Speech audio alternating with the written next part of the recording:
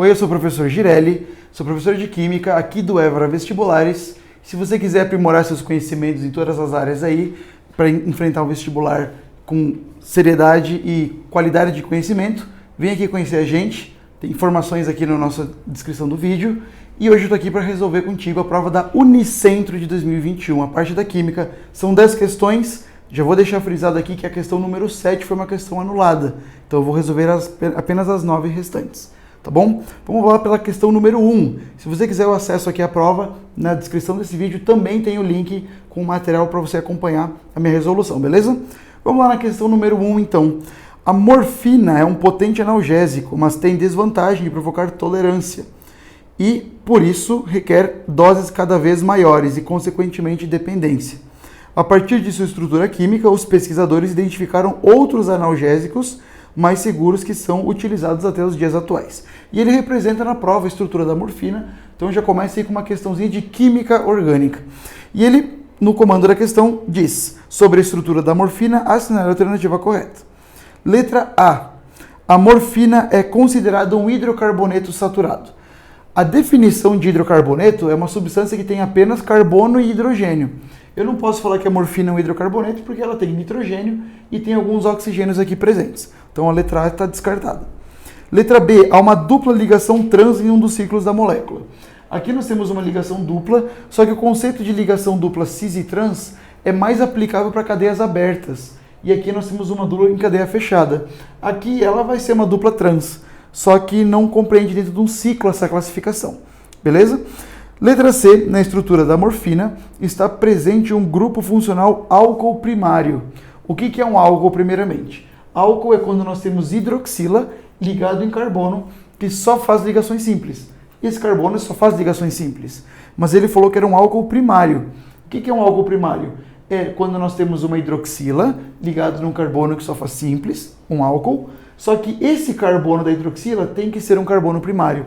E esse carbono aqui ele é secundário. Por quê? Porque ele tem um carbono ligado diretamente nele aqui acima e um carbono ligado diretamente aqui abaixo. Ele tem dois carbonos ligados nele. Então ele é um carbono secundário, contudo é um álcool secundário. Letra D.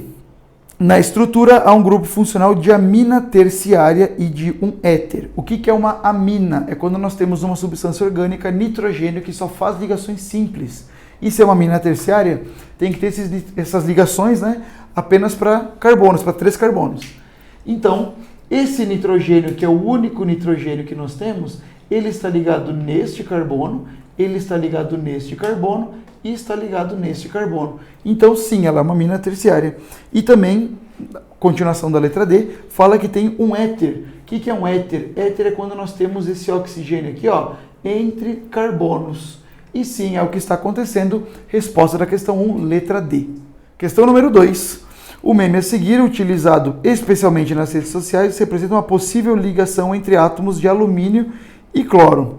Aí ele representa ali 3 gatinhos e cada um representado por um cloro e a seguinte descrição. Tá vendo aquele alumínio dando bobeira? Vamos pegar os 13 elétrons dele. Sabendo que o número atômico do alumínio é 13 e o do cloro é 17, assinale a alternativa que apresenta corretamente a fórmula do composto formado. Então dá uma olhada. Por que são 3 cloros na figura? Não é o acaso. Esses 3 cloros estão querendo pegar os 13 elétrons do alumínio. O alumínio, ele é um elemento do grupo 13 da tabela periódica. Isso significa que ele tem 13 elétrons na última camada. E são exatamente esses 13 elétrons que o meme está se referindo. E aí o cloro, ele é um elemento do grupo 17. Todo elemento do grupo 17 da tabela periódica, eles fazem apenas uma ligação covalente normalmente. Então nós temos aqui os cloros. E o cloro, como ele é um elemento do grupo 17, você vai ter aqui 1, 2, 3, 4, 5, 6, 7 elétrons na última camada. Aqui, 1 já representei, 2, 3, 4, 5, 6, 7 elétrons. E para o outro cloro a mesma coisa. Já temos um aqui, 1, 2, 3, 4, 5, 6 e 7. E agora para fazer as ligações químicas é só unir os elétrons aqui, ó. Cloro fazendo uma ligação, completo octeto, aqui completo octeto, pronto. todos os cloros estão com o octeto completo. E ó, o meme faz sentido porque os cloros estão pegando esses elétrons aqui. E por mais que aqui nós temos um metal e um ametal, eu estou representando por ligações covalentes, né? Não tem problema nenhum, é uma das formas de representar esse composto aqui também. Mesmo que seja mais parecido com uma ligação iônica, tem um caráter covalente também. Agora aqui é o seguinte, esse alumínio aqui, ele tem 3 elétrons na última camada e com mais esses 3 aqui ele consegue 6 elétrons. Tem aquela regrinha chamada regra do octeto que diz que um elemento tem que ter 8, né? O alumínio aqui nesse caso ele não tem muito o que fazer, ele não tem muita escolha. Só tem 3 elétrons, ele vai fazer as 3 ligações e ele fica com o octeto incompleto. Então a fórmula do composto gerado aqui fica AlCl3. Será que nós já podemos marcar a resposta aqui? Já podemos, e a resposta dessa questão aqui é a letra E. Vamos para a próxima. Questão número 3. O desenvolvimento dos modelos atômicos é um excelente exemplo de como os modelos científicos se desenrolam e são constantemente revisados. O modelo atual foi desenvolvido a partir de estudos de diferentes pesquisadores e séries de experimentos. Sobre os modelos atômicos, assinale a alternativa correta. Fiz aqui uma revisão sobre os modelos atômicos, pelo menos os 4 aqui pioneiros, né? E vou discutir aqui antes de lermos as alternativas. Primeiro deles, modelo atômico de Dalton. O átomo é uma esfera rígida, maciça, indestrutível, indivisível e neutra. Não tem nenhuma partícula menor que ele. Para o Thomson já tem algumas partículas menores do que o átomo, que nós chamamos de partículas subatômicas. Então nós temos o átomo, que é uma esfera que não é mais tão rígida assim, e tem elétrons incrustados, que são partículas menores do que o átomo. Beleza? Aqui nós temos o átomo de Rutherford, que aqui a diferença do Thomson para o Rutherford é que toda a massa do átomo foi concentrada no centro, enquanto que os elétrons ficam em volta desse núcleo aqui. E essa região é chamada de eletrosfera. E para o Bohr, ele só organizou o átomo de Rutherford aqui na eletrosfera.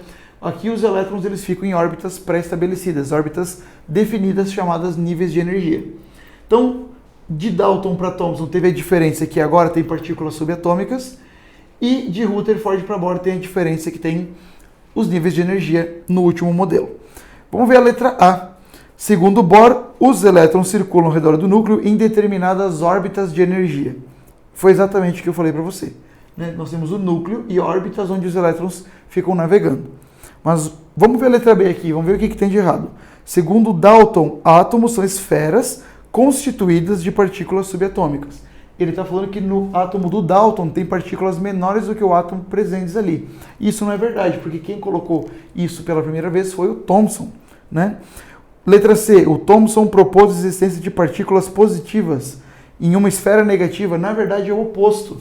Aqui para o Thomson essa massa era positiva, enquanto que as partículas incrustadas eram negativas, que eram os elétrons. Então está ao contrário aí a letra C. Letra D, segundo Rutherford, o átomo tem um núcleo positivo mais leve, com elétrons pesados ao redor. Aqui também é uma questão de oposto, né? Na verdade é o contrário. O núcleo é a região onde tem prótons e nêutrons, que é onde toda a massa do átomo está mais concentrada. Enquanto que aqui em volta nós temos a massa do elétron, né? As massas dos elétrons navegando. Só para efeitos de comparação, tá? Massa do elétron, ela é aproximadamente 1836 vezes menor do que a de um próton. Então, realmente, a massa está mais concentrada aqui no meio do que em todo o torno. E letra E, segundo o modelo de subníveis de energia, um átomo com número atômico 22 tem configuração eletrônica, no caso ali, configuração 1s2, 2s2, 2p6, 3s2, 3d10. Na distribuição eletrônica, depois do termo 3s2 é o 3p6. Então, está irregular, não está seguindo o diagrama de níveis de energia. Então, correta mesmo, gente? Letra A. E partiu para a próxima. Questão número 4, uma questão um pouquinho mais elaborada aqui, uma questão de eletroquímica. O Prêmio Nobel da Química, em 2019, foi outorgado aos pesquisadores que investigaram as baterias recarregáveis de íon lítio, muito utilizadas em notebooks, tablets e celulares. Elas são recarregáveis, pois os processos de oxidação e redução que ocorrem nos eletrodos são reversíveis. Um esquema simplificado da primeira bateria de lítio proposta por Whittingham em 1976, assim como as semi-reações e potenciais padrão de redução, está demonstrado a seguir. Fiz um desenho um pouquinho mais simples, talvez um pouco menos poluído de entender. Nós temos aqui lítio, que é o polo negativo dessa pilha, dessa bateria, né? E aqui nós temos o disulfeto de titânio, que é o polo positivo. A questão mesmo está informando isso. Outra coisa que eu percebi também no desenho, que tem elétrons saindo do lítio e indo para o TiS2, para o disulfeto de lítio. E ele faz algumas perguntas aqui, ó. Com base nas afirmações apresentadas, atribua V para verdadeiro ou F para falso. Primeira afirmação. O cátodo da célula é o TiS2, enquanto o ânodo é o lítio metálico. Aqui a gente tem que lembrar algumas regrinhas de eletroquímica. A primeira delas, primeiro macete aqui, ó. Nós temos a regrinha do Kral. Como é que funciona a regrinha do Kral? A regrinha do Kral diz que num cátodo de uma pilha acontece uma redução, enquanto que no ânodo de uma pilha acontece uma oxidação. Tá, mas o que é uma redução? Reduzir é receber elétrons. Receber elétrons. Enquanto que oxidar é doar elétrons. E aí a gente já consegue definir quem que é o cátodo e quem que é o ânodo. Se o cátodo é onde acontece um recebimento de elétrons, nós sabemos que o TiS2, que é onde os elétrons estão chegando, é o nosso cátodo. Vou colocar aqui um Czinho de cátodo. E o nosso lítio vai ser o nosso ânodo. Já conseguimos determinar aqui quais são os polos. Ele está falando que o cátodo é o TiS2 e o ânodo é o lítio. Está verdadeira essa primeira afirmativa. Então, verdadeiro aqui. Segunda afirmativa. O TiS2 é o agente redutor na célula. Quem recebe, quem reduz, nós damos o nome de agente oxidante. Então, já que o cátodo é o TiS2, ele vai receber elétrons, ele vai reduzir, vai sofrer uma redução, vai acontecer uma reação de redução aqui, mas ele vai fazer com que o lítio oxide. Se ele sofre redução, ele é o agente oxidante, não o agente redutor. Então está falso. Então está falsa essa afirmativa. A próxima, o potencial padrão da célula é de 2,5 volts. Aqui você vai fazer o seguinte, você tem dois potenciais de redução, você vai pegar o maior menos o menor. Maior menos o menor. Vai ficar da seguinte maneira, desses números aqui, qual que é o maior? Cuidado com o sinal, tá? Esse aqui é um número maior, menos 0,85 é um número maior do que menos 3,05. Então, para calcular a DDP dessa pilha, a variação de potencial vai ser menos 0,85 menos, né, como é uma variação é o maior menos o menor, o menos da conta, e aqui vou ter o menos do valor mesmo, do potencial de redução, 3,05. Resolvendo isso aqui, ó, isso dá 2,22, perdão, 2,2 volts. E ele está falando que é 2,5, então isso aqui nós ficamos com alternativa falsa. Penúltima afirmativa. A equação global da bateria é Li mais TiS2 formando Li mais e TiS2 menos. Para a gente descobrir isso aqui, tem que lembrar o seguinte. Nós temos aqui lítio recebendo elétron, isso é uma redução. TiS2 recebendo elétron, isso também é uma redução. Então nós temos um pequeno problema. Porque numa pilha nós temos que ter uma oxidação e uma redução, né? Então alguém eu vou ter que escrever invertido. Eu vou ter que escrever invertido, porque duas reduções não dá, né? Então vamos lá, quem que vai sofrer redução mesmo? Quem vai sofrer redução é o cátodo. O cátodo é o TiS2. Se ele vai sofrer redução, ele tem que receber elétrons. Aqui nessa equação ele já está recebendo elétrons. Então essa equação eu vou manter. Essa é a lógica. O lítio, então ele vai ter que sofrer uma oxidação. Para ele sofrer uma oxidação, eu vou escrever essa equação invertida. E aí, consequentemente, eu inverto aqui o nosso potencial também, o sinal dele. Vai ficar como aqui essa nossa nova equação aqui. Ó. Eu vou escrever ao contrário essa daqui. Vai ficar lítio formando lítio mais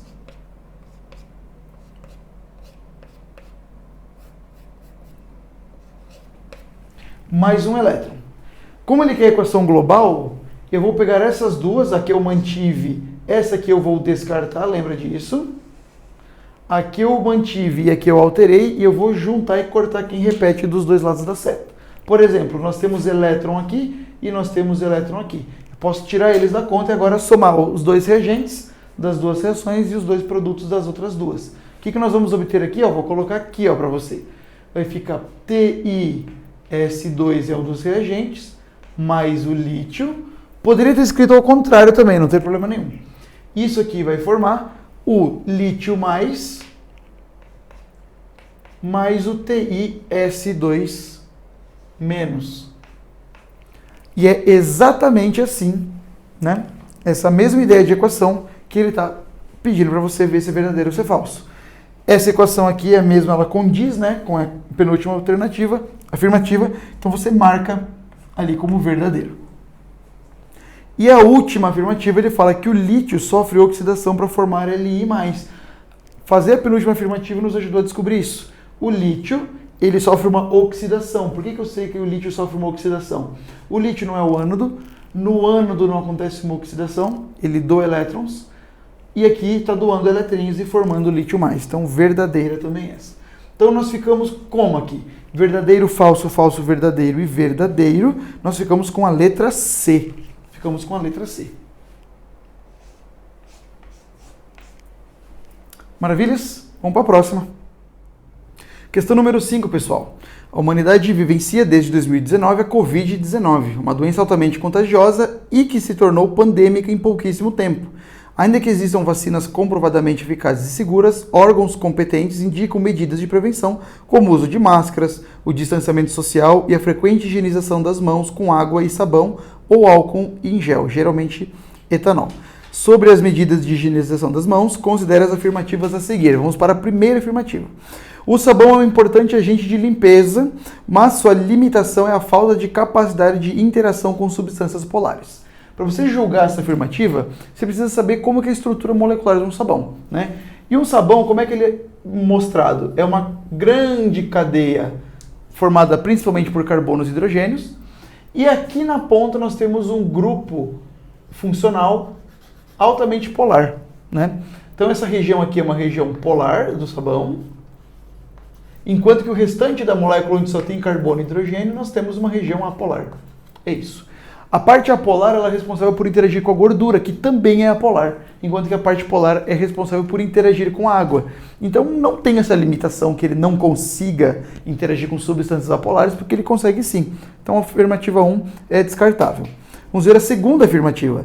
Sabões utilizados para lavagem das mãos, roupas e utensílios podem ser obtidos pela hidrólise básica, aí ele colocou KOH ou NaOH, de um triacilglicerol, óleo ou gordura, né? E essa afirmativa está verdadeira pela seguinte ideia. Quando você tem, por exemplo, uma gordura ou um óleo, o que seria um triacilglicerol? Você vai ter aqui uma molécula com 3 grupos ésteres e aqui longas cadeias de hidrocarbonetos. Isso aqui seria a representação mais ilustrada possível de um triacilglicerol. Aqui nós temos, de novo, um grupamento éster. E a ideia de tri, da palavra triglicerídeo ou triacilglicerol, vem justamente por conta desses 3 grupos aqui. Quando você faz uma hidrólise desse produto aqui, desse material, você quebra esse éster e você transforma esse éster em ácidos graxos. Cada longa cadeia aqui vai virar um ácido graxo.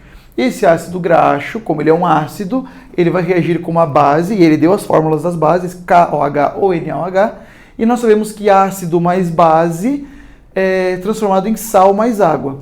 Como eu vou transformar um éster em um ácido orgânico, esse sal gerado também vai ser um sal orgânico. Então, esse sal orgânico é o que nós chamamos de sabão. Tá? Até um macete, você pode lembrar que é um salbão, tá bom? Então isso é verdadeiro, sim. Você vai pegar um triacilglicerol, uma gordura, você vai colocar água quente com uma base, vai sofrer uma quebra, uma hidrólise, e essa base vai reagir com essas cadeias longas e formar o nosso querido sabão, tá bom? Número 3. O etanol mencionado no texto pode ser corretamente apresentado pela fórmula CH3CH2OH. Ele falou que é o etanol, certo? Se eu quiser montar o etanol, você tem que lembrar que et é prefixo para 2 carbonos. An significa que entre esses dois carbonos temos uma ligação simples. E ol significa que nós temos uma hidroxila ligada em um carbono que só faz simples. O que restaria fazer aqui é apenas completar os hidrogênios, né? Aqui nós teríamos 3 hidrogênios, aqui nós teríamos 2 hidrogênios. E aqui a fórmula seria H3C, CH2OH, ou como a questão disse também, eu posso remanejar esses hidrogênios para cá, sem problema nenhum, CH3, CH2 e OH. Beleza? Então está correta também a número 3. Então, corretas até o momento, tá? Corretas até o momento. Questão número 2. Aliás, afirmativa número 2 e afirmativa número 3. Tá bom? E última. O álcool comercial 70% é uma mistura de etanol e água. Certo? E a força de interação principal entre as moléculas dessa solução é conhecida como ligação de hidrogênio. Essa afirmativa também está verdadeira e o motivo é bem simples. Eu mostrei anteriormente que um álcool, o etanol, né, ele tem esse grupo funcional aqui. Esse grupo funcional aqui, nós temos o oxigênio, que é um elemento com uma carga parcial negativa bem forte. E nós temos o oxigênio, que tem uma carga parcial positiva bem forte. Quando você coloca etanol em presença de água, água é H2O, né? 2 hidrogênios e um oxigênio. Se você reparar, a água também tem um grupamento OH, assim como o etanol, né? Então esse oxigênio também é um grupo com carga parcial negativa, esse hidrogênio também é um elemento aqui, né, com carga parcial positiva. E o que acontece é o seguinte, essa carga parcial negativa, como ela é muito forte, ela pode atrair essa carga parcial positiva, né? Cargas opostas com muita força. Toda vez que nós temos hidrogênio de uma substância que pode interagir com oxigênio de outra, nós temos o nome dessa interação de ligação de hidrogênio. Para ter isso, eu preciso que esse composto tenha O e H juntos, né? Então, realmente é o que acontece, né, entre a molécula de água e o etanol, uma ligaçãozinha de hidrogênio. Então, nós temos corretas a 2, a 3 e a 4, e isso faz com que a resposta da questão seja a letra E. E vamos para a seguinte. Vamos lá, questão número 6, então. A vitamina C, também conhecida como ácido ascórbico, C6H8O6, fórmula aqui no quadro já, é essencial para a nossa saúde. Sabendo que um adulto necessita em média de 88 miligramas. 88 miligramas. Né? Isso aqui seria o quê? 88 mili. Eu posso trocar por 10 a menos 3. Então, posso fazer como 88 vezes 10 a menos 3 gramas de ácido ascórbico. Né? Diariamente, de vitamina C diariamente. É correto dizer que nesta quantidade de massa A. Aí você vai olhar as alternativas e dá uma olhada nisso aqui. A letra A, ele dá em mols. A letra B, ele pede em moléculas. A letra C, em mols, só que de um elemento só, do hidrogênio. Então, é um tipo de questão que você vai ter que fazer na base da tentativa mesmo. Que não tem muito segredo. Vamos fazer da A em diante e vamos ver onde para. Tá? Vamos fazer aqui a questão transformando-os para mols e ver se dá esse 5 vezes 10 a menos 4 mols, que é o que a alternativa A está nos dizendo. Tá? Como é que você pode fazer? Quando você tem uma questão que ela dá uma substância e pede para você trabalhar com unidades de medida de quantidade dessa mesma substância, você pode usar um triângulo bem simples. Ó. Esse triângulo aqui eu uso e inclusive eu indico para quem tem bastante dificuldade em converter unidades. Você pode fazer esse triângulo para qualquer substância, tá? Você vai colocar aqui em cima 1 mol. Aqui você vai colocar 6 vezes 10 a 23, que seria o número de Avogadro, né? A questão não sugeriu, vamos ver se ela sugeriu um número para você usar aqui no lugar. Ela realmente não passou para você quanto que tem que ser o número de Avogadro. Você pode usar o 6,02 vezes 10 a 23, ou só o 6 vezes 10 a 23. Vitamina C é uma molécula, então a unidade de medida é moléculas. E aqui você vai colocar a massa molar da vitamina C, tá? Massa molar da vitamina C vai ficar como? Você vai ter 12 vezes 8, mais 1 do hidrogênio vezes... Perdão, é 12 vezes 6, né? Porque são 6 carbonos. 1 do hidrogênio vezes 8, mais 16, que é a massa do oxigênio, vezes 6. Vamos fazer a continha aqui rapidamente, para ver o valor que dá isso aqui. E aí, essa massa calculada aqui, você vai colocar aqui no nosso triângulo também para terminar. Então, vamos dar uma olhada aqui. Vai ficar, ó, 12 vezes 6 dá 72. Mais 8 dá 80. 80 mais 16 vezes 6 dá 176. Ó, dá 176 gramas por mol, né? O que acontece? No nosso triângulo, nós já temos o mol aqui, então eu vou colocar somente em gramas. 176 gramas. Beleza? O que você vai fazer agora é o seguinte, você vai ver que a questão passou em gramas para nós, ela deu uma massa em gramas, então esse gramas aqui eu circulo, eu destaco, né? E ele quer saber, a alternativa A está pedindo em mols, então mols aqui. Ok? O que eu vou fazer agora é o seguinte, vou relacionar esses dois que eu destaquei, um para o outro, e nossa regra de 3 está começada. O problema, se for o problema começar a conta, você começa a partir do triângulo. Olha que simples. Esse triângulo mostrou o início da regra de 3 para mim. 176 gramas está para 1 mol, né? Agora eu vou colocar os 8,8 vezes 10 a menos 3. Aliás, 88 vezes 10 a menos 3, né? Gramas estão para X. Resolvendo a continha aqui, você vai fazer 88 vezes 10 a menos 3 multiplicado por 1 que não muda o valor, vai ficar 88 vezes 10 a menos 3, e você vai dividir por 176. Beleza? Isso aqui vai ficar igual a quanto? Resolvendo a parte matemática da coisa aqui, 5 vezes 10 a menos 4 mol. Será que é o que a questão está falando? Vamos dar uma olhada aqui. A questão está falando que a letra A, nós temos 5 vezes 10 a menos 4 mol de ácido ascórbico. Felizmente, né? Porque senão eu ia ter que fazer todos os testes de todas as alternativas. A resposta já estava na primeira. Olha só, a resposta já estava na primeira. Então nós temos aqui a letra A e já podemos ir para a próxima questão. Inclusive, a próxima questão é a questão número 7. Só que a questão número 7 ela foi anulada. Então a gente vai fazer diretamente agora a questão número 8, tá bom? Questão número 8, então. Dark é uma série alemã de 2017 a 2020, cuja narrativa se desenvolve na Ucrânia. A história começa em 2019, mas a primeira temporada acontece em 1986 e 1953, abrangendo desaparecimento e viagens no tempo. O ano de 1986 não foi escolhido ao acaso, pois foi nesse mesmo ano que ocorreu o acidente da usina de Chernobyl. Isso inspirou os autores para a atmosfera sombria da cidade em que ocorrem os episódios. No acidente da usina, explosões e incêndios das instalações lançaram por 10 dias consecutivos partículas radioativas que se espalharam rapidamente pelos céus da União Soviética e da Europa Ocidental. Entre essas partículas estava o estrôncio 90. Sabendo que sua meia-vida é de 28 anos e estimando que 1 kg foi espalhado no acidente, a cenário alternativa que apresenta corretamente quanto desse isótopo em gramas ainda estará presente após 196 anos.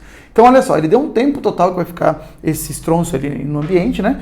Que é de 196 anos. Falou que a cada 28 anos acontece uma meia-vida e tem 1 kg inicialmente. Então, nós temos aqui o quê?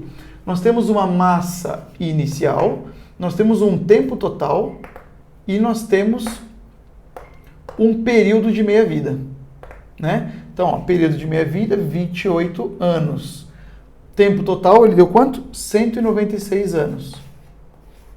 E a massa inicial era de 1 kg. Só que olha só, ele quer saber quanto tempo vai ter em gramas, né? Então, esse 1 kg que ele deu na questão, eu já vou deixar ele em gramas, que a gente conversa tudo na mesma unidade. Tá bom? Fica um pouco mais prático para você. Isso aqui é uma questão clássica de radioatividade, né? Uma questão sobre cinética radioativa. Ele dá a quantidade de alguém e pede quanto tempo vai depois de um tempo, né? Porque os elementos radioativos vão desintegrando. Então a tendência é sempre diminuir a massa deles. Então esses 1000 gramas aqui vão ter um valor menor daqui desses 196 anos que ele está dizendo. E pode ver que nas alternativas todas essas são números menores do que 1000. Então, vamos dar uma olhadinha aqui para fazer essa conta aqui. Você pode usar por lógica mesmo ou usando uma simples expressão matemática. Olha só, a simples expressão matemática, né? Massa final, que é o que nós queremos na questão, é a mesma coisa que a massa inicial dividido por 2 elevado a x, né? Essa aqui é uma fórmula que a gente pode descobrir, a massa final. Só que massa inicial eu já tenho, massa final eu não tenho, quero chegar. X eu também não tenho. Mas o que é esse X? É o seguinte, X é o número de vezes que esses 1000 gramas, né, vão passar inicialmente, vão passar por uma redução pela metade. O tempo de meia-vida, a definição é exatamente essa. É o tempo que demora para uma massa de um radioisótopo, de um elemento radioativo, reduzir-se à metade, a partir das suas desintegrações. Então, por exemplo, está com 1000 gramas. Se eu esperar 28 anos, isso aqui vira 500, metade. Se eu pegar esses 500 gramas e esperar mais 28 gramas, viram 250. Vocês perceberam que era metade da metade? Metade do 500, 250. E se eu esperar mais, e assim vai. Então, eu tenho que ver isso aqui para 196 anos. Tem outra fórmula que reúne isso aqui, que é tempo igual a x vezes p. Tempo total nós temos, que é 196. X é o número de vezes que essa quantidade vai se reduzir pela metade. E p é o período de meia-vida. Então, ó, 196 vai ser igual a x vezes p. O p eu posso substituir por 28, né? Vou pegar esse 28, posso passar para lá. X vai ficar 196 dividido por 28. E aqui nós temos a respostinha do x já. Vamos fazer a conta aqui rapidinho. Ó, 196 dividido por 28, isso aqui vai dar 7. Isso aqui vai dar 7 vezes. Vou pegar esse 7 e vou colocar aqui agora na conta. E agora eu vou ter como? Massa final vai ser, a massa inicial era de 1000 gramas, e eu vou dividir por 2 elevado à sétima, né? E quanto que é 2 elevado à sétima? 128. Então a massa final, ó, terminando aqui, massa final vai ser 1000 gramas dividido por 128.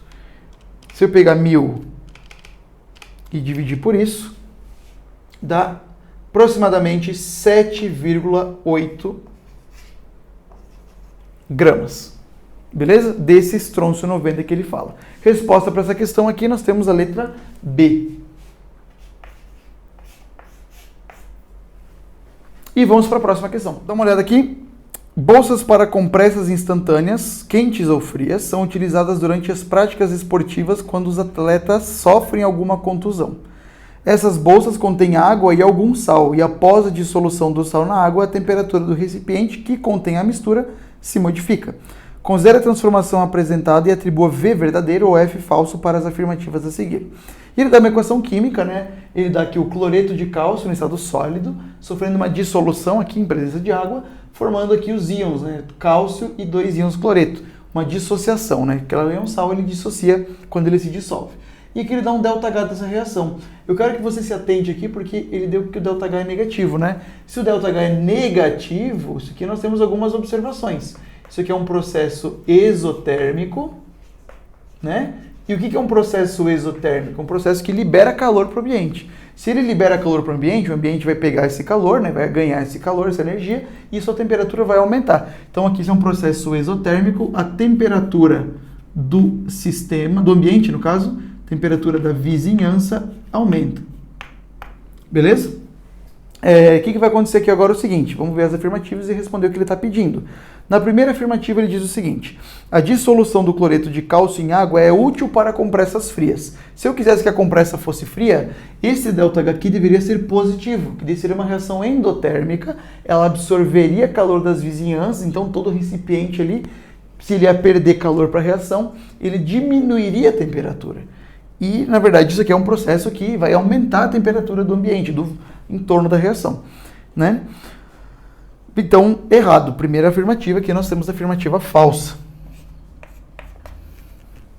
Segunda afirmativa, a dissolução de 2 mols de CaCl2 em água liberará 165,6 kJ.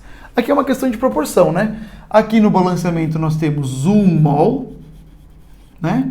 E aqui a energia envolvida nesse processo é de menos 82,8 kJ para cada 1 mol desse cara, tanto que o mol já está aqui, não vou precisar colocar. Ele falou que para 2 mols ele quer saber, né? Então vou colocar 2 mols aqui e aqui a resposta X.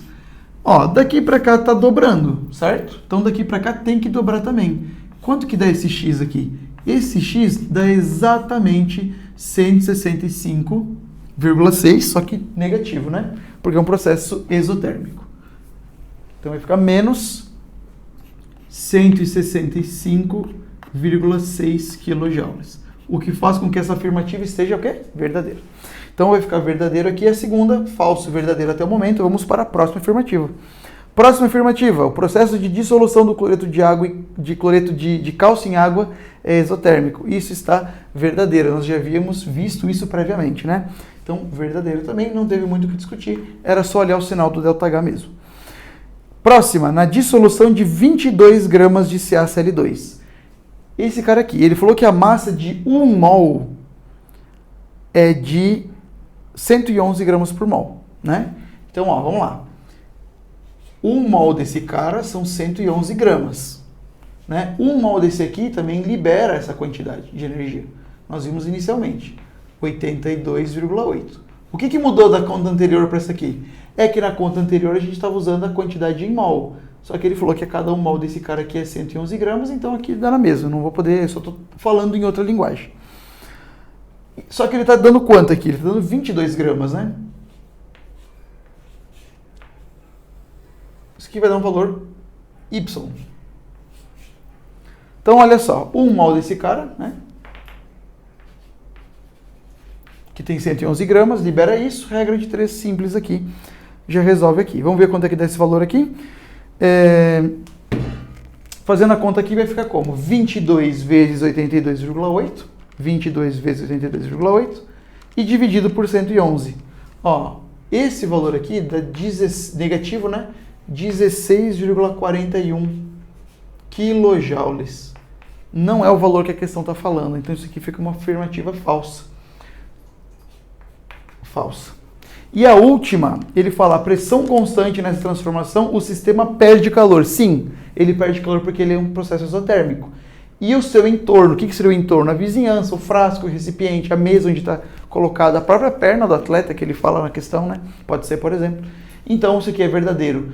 O sistema perde energia, mas o entorno vai ganhar energia. Se eles ganham energia, a temperatura desse entorno aumenta. Belezinha? Então, respostas F, V, V, F, V. Resposta da questão, letra D. Belezinha? E agora vamos para a nossa última questãozinha da Unicentro. Questão número 10, então. Em resposta à pandemia de Covid-19, muitos pesquisadores passaram a estudar o reposicionamento de fármacos existentes na busca de um tratamento eficaz para a Covid-19. Um desses fármacos é o Remdesivir, que foi recentemente aprovado pela Anvisa para utilização em pacientes internados. O método de administração desse fármaco é por via endovenosa, dentro da veia, né? Considere a seguir os dados do Remdesivir. Deu aqui a fórmula molecular dele, deu a apresentação da solução aquosa, né? 5 gramas por litro. O que significa? Que se você pegar lá do frasco do medicamento, você vai ter 5 gramas a cada 1 litro, ou seja, a cada 1000 ml que você administra. Se você colocasse num paciente 100, no caso 1000 mililitros, 5 gramas do Remdesivir com certeza estariam dentro dele. Tá? O método de administração é endovenoso, como ele já disse, e a dose recomendada é de 100 mg até 200 mg por dia. O médico deseja administrar a um paciente internado a dose mínima de 100 mg do medicamento. Nessas condições, assinale a alternativa que representa corretamente o volume em ml de solução que deve ser administrado. Essa fórmula aqui é só uma curiosidade, que vai acabar não sendo usada, porque ele só quer saber como dosar aqui o volume certinho. Bom, uma coisa que eu vou fazer aqui de alteração é que é o seguinte, a concentração que ele deu era de 5 gramas por litro, né? 5 gramas a cada 1000 ml. Posso transformar esse gramas em miligramas? Posso, porque a questão falou que vai querer colocar quanto no paciente? 100 miligramas, né? Se eu deixo todo mundo em miligramas, fica um pouco mais fácil de visualizar a conta. Então, esses 5 gramas aqui viram o quê? Esses 5 gramas viram 5.000, só que miligramas. Isso aqui vai estar para 1000 ml. O médico quer administrar só 100 miligramas.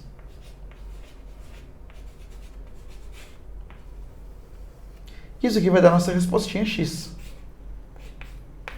Resolvendo aqui, dá para cortar vários zeros aqui, né? Dá para cortar, por exemplo, esse aqui, com esse aqui e esse aqui, né?